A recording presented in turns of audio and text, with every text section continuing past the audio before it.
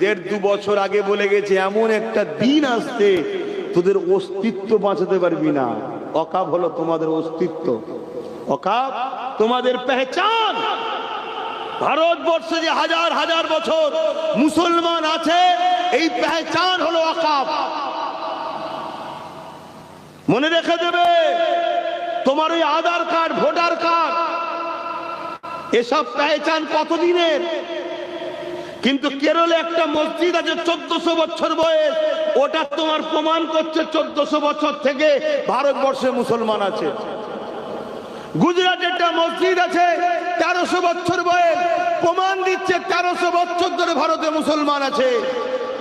এই ভারতবর্ষের হাজার হাজার বছরের কবরস্থান, হাজার হাজার বছরের মসজিদ, হাজার হাজার বছরের মাদ্রাসা প্রমাণ দিচ্ছে হাজার হাজার বছর ধরে মুসলমান আছে। ওগুলোকে সব কবজা